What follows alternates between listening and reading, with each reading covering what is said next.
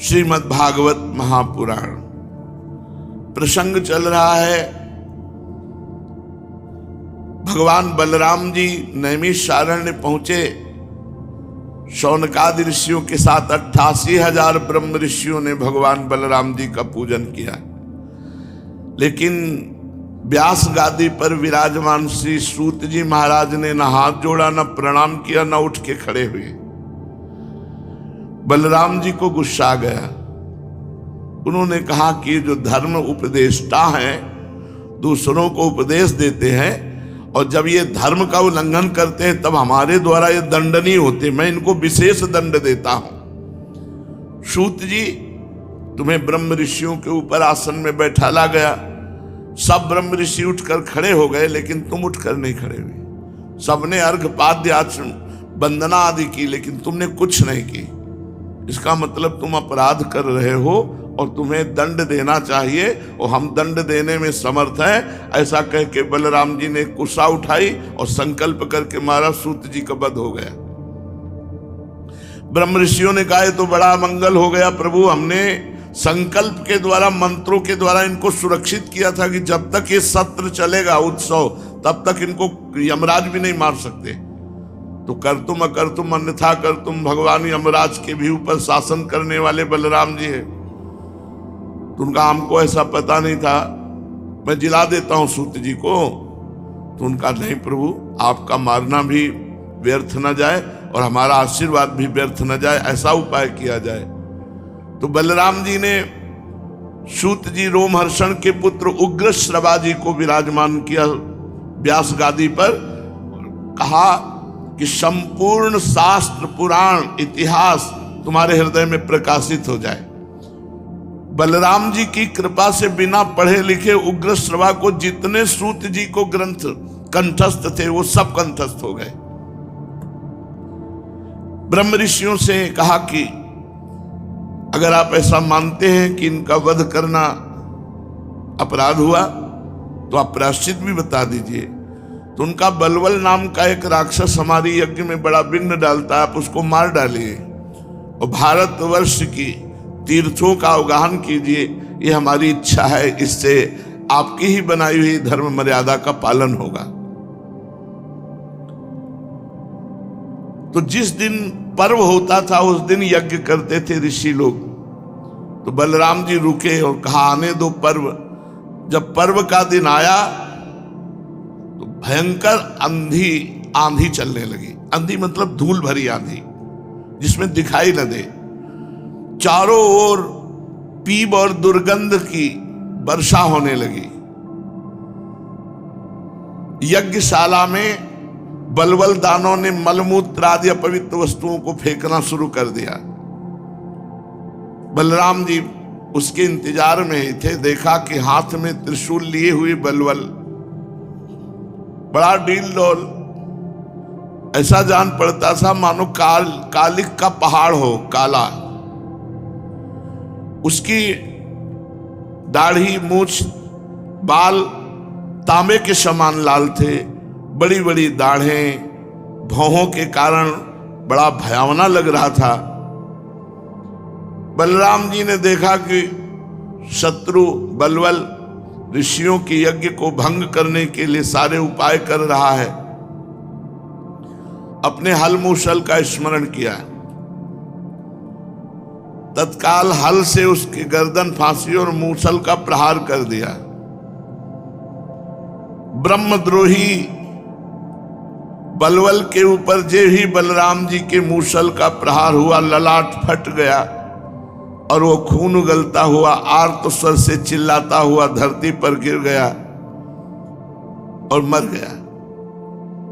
नैमिषारण्यवासी महाभाग्यवान मुनियों ने बलराम जी की स्तुति की और बहुत से आशीर्वाद दिए।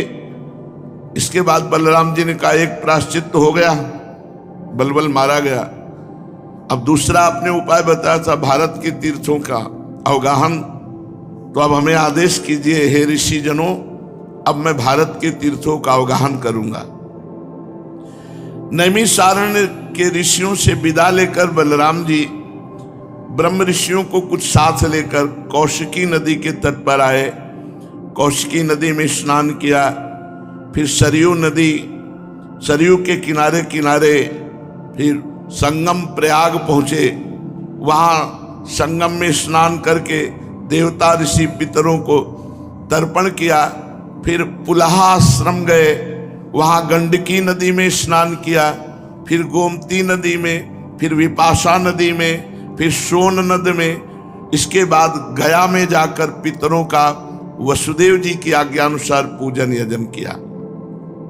फिर बलराम जी गंगा सागर संगम पर गए, वहां स्नान किया, तीर्थ कृत्यों से निवृत्त होकर फिर महेंद्राचल पर्वत गए और वहां परशुराम जी का दर्शन और परशुराम जी से संभाषण सत्संग किया। तदनंतर सप्त गोदावरी, वेणा, पंपा, भीमरथी इन तीर्थों में स्नान किया। फिर स्वामी कार्तिकेय का दर्शन किया। फिर शैल पर्वत पर जाकर देवाधिदेव महादेव जी से मिले। इसके बाद बलराम जी ने द्रविड़ देश के परम पुण्यमय स्थान वेंकटाचल बालाजी का दर्शन किया। फिर वहां से कामाक्षी गए, शिवकांची, विष्णुकांची होते हुए श्रेष्ठ नदी कावेरी में स्नान किया। फिर पुण्य में श्री रंगनाथ जी के दर्शन किए।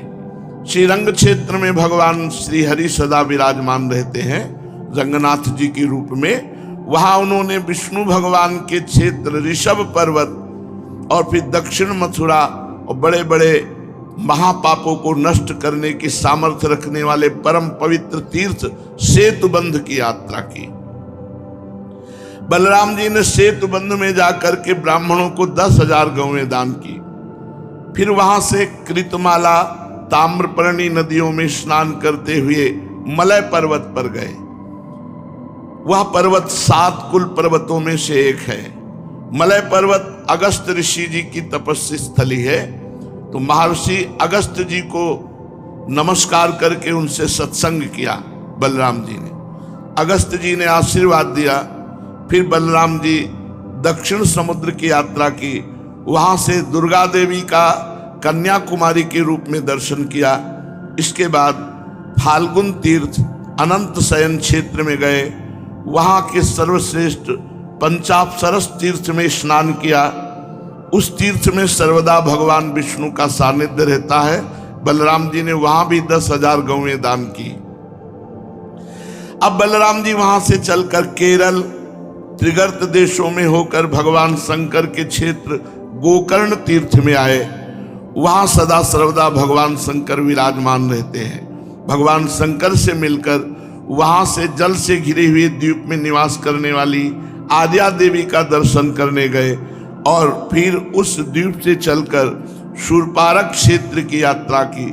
इसके बाद तापी, पयोष्णी, निर्विंध्या नदियों में स्नान करके दंडकारण्य आए। वहां होकर वे नर्मदा जी के तट पर गए। फिर पवित्र माहिष्मतीपुरी जहां है वहां मनु तीर्थ में स्नान करके प्रभास क्षेत्र को चले गए। वहां प्रभास क्षेत्र में सुना कि कौरव और पांडवों का भयंकर युद्ध हो चुका है। अधिकांश क्षत्रिय मारे गए हैं, पृथ्वी का भार उतर चुका है। रणभूमि में इस समय भीमसेन और दुर्योधन गदा युद्ध भयंकर कर रहे हैं। बलराम जी उनके रोकने के लिए कुरुक्षेत्र जा पहुंचे। महाराज युधिष्ठिर, नकुल, सहदेव, भगवान श्री कृष्ण और अर्जुन ने देखा बलराम जी आ गए, प्रणाम किया और सब चुप हो गए। मन मन सोचने लगे अब क्या करेंगे बलराम जी। उस समय भीमसेन और दुर्योधन दोनों ही हाथ में गदा लेकर एक दूसरे को जीतने के लिए क्रोध से भरकर भांति भांति के पैतरे बदल रहे थे। उन्हें देखकर बलराम जी ने कहा, राजा दुर्योधन और भीमसेन, तुम दोनों मेरे शिष्य हो। मैं जानता हूं तुम दोनों वीर हो, तुम दोनों में बल पौरुष भी समान है। मैं समझता हूं कि बल में भीमसेन और दुर्योधन गदा युद्ध में शिक्षा में श्रेष्ठ है। इसलिए तुम लोगों जैसे समान बलशालियों में किसी एक की जय या पराजय नहीं होती दिखती। अतः तुम लोग व्यर्थ का युद्ध मत करो, अब इसे बंद कर दो। बलराम जी की बात दोनों के लिए हितकर थी। भीमसेन और दुर्योधन के लिए, परंतु इतना वैर भाव दृढ़मूल हो गया कि बलराम जी की बात ही नहीं सुनी। वे एक दूसरे की कटुवाणी और दुर्व्यवहारों का स्मरण करके उन्मत्त हो रहे थे। भगवान बलराम जी ने सोचा कि अब इनका प्रारब्ध ही ऐसा है, समझाने पर नहीं समझ में आ रहा, इसलिए वहां से चले गए और फिर द्वारिका लौट आए। द्वारिका में उग्रसेन आदि गुरुजनों तथा अन्य संबंधियों ने बड़े प्रेम से आगे आकर बलराम जी का स्वागत किया। बलराम जी द्वारिका के बाद फिर नैमिषारण्य क्षेत्र में गए और ऋषियों से कहा कि पूरा प्रायश्चित हो गया, बलबल भी मारा गया और भारत के सब तीर्थों की प्रदक्षिणा भी हो गई। सच पूछो तो जितने भी यज्ञ हैं सब बलराम जी के अंग हैं। ये तो केवल लोक संग्रह के लिए बलराम जी ऐसा कर रहे हैं। सर्वसमर्थ बलराम जी ने फिर उन ऋषियों को बैठाल कर तत्व ज्ञान का उपदेश किया, जिससे वे लोग इस संपूर्ण विश्व को अपने आप में और अपने आप को सारे विश्व में अनुभव करने लगे। इसके बाद बलराम जी ने अपनी पत्नी रेवती के साथ यज्ञांत स्नान किया, सुंदर सुंदर वस्त्र तथा आभूषण पहनकर शोभायमान हुए, जैसे चंद्रमा नक्षत्रों एवं अपनी चंद्रिका के साथ शोभायमान होता है। परीक्षित, बलराम जी का स्वरूप अनंत है, वाणी के परे है। उन्होंने लीला के लिए मनुष्य शरीर ग्रहण किया। अब बलराम जी के पावन चरित्रों को जो गाया गया, इसे प्रातः काल जो गायन करेगा सुनेगा, वो भगवान का अत्यंत प्रिय भक्त बन जाएगा और उसके सारे पाप नष्ट हो जाएंगे।